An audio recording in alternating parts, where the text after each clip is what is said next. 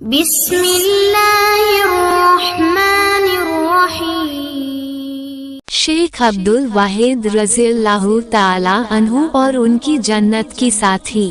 شیخ عبدل واحد رضی اللہ تعالی عنہ فرماتے ہیں کہ ایک بار میں نے اللہ تعالی سے دعا مانگی کہ اے اللہ، آپ کو جنت میں جس کو میرا ساتھی بنانا ہے دنیا میں ہی میری اس سے ملاقات کرا دیجیے۔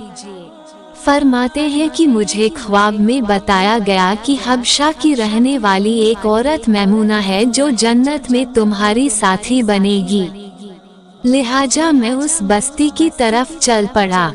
جا کر بستی والوں سے پوچھا تو انہوں نے کہا کہ وہ تو بکریاں چراتی ہے اور اس وقت باہر کہیں بکریاں چرا رہی ہوگی۔ فرماتے ہیں کہ میں چل پڑا۔ جب میں نے بستی سے باہر نکل کر دیکھا تو حیران ہوا کہ بکریاں ایک ہی جگہ پر چر رہی ہیں اور ادھر ادھر بھاگتی بھی نہیں ہیں، اور ایک عورت پیڑ کے نیچے کھڑی نماز پڑھ رہی ہے۔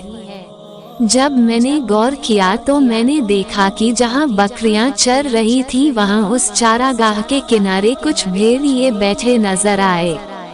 ان بھیڑیوں کی وجہ سے وہ بکریاں کہیں باہر نہیں بھاگ رہی تھیں اور ایک جگہ پر ہی چر رہی تھیں۔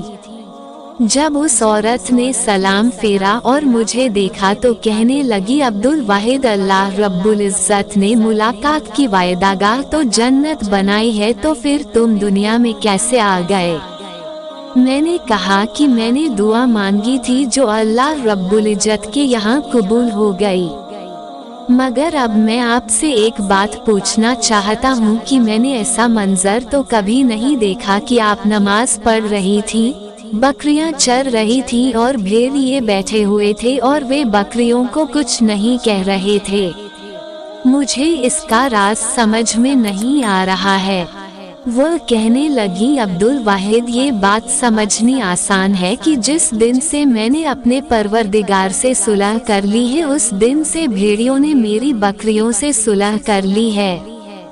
معلوم ہوا کہ فَاذْكُرُونِی أَذْكُرْکُم کا ایک مطلب یہ بنا کہ اے بندو، تم مجھ سے صلح کر لو، میں مخلوق کی تمہارے ساتھ صلح کر دوں گا۔ پیارے دوستو، اگر آپ لوگوں کو یہ ہماری ویڈیو پسند آئی ہو اور اگر آپ کو اس ویڈیو سے کچھ علم حاصل ہوا تو اس ویڈیو کو لائک، شیئر اینڈ سبسکرائب ضرور کیجیے گا، اور نوٹیفیکیشن کا بیل بٹن آن رکھیے کہ ہماری ویڈیو آپ تک پہلے پہنچے، اور جاتے وقت ایک کمنٹ اور ایک لائک ضرور کیجیے گا۔ اللہ حافظ، دعا میں یاد رکھیے۔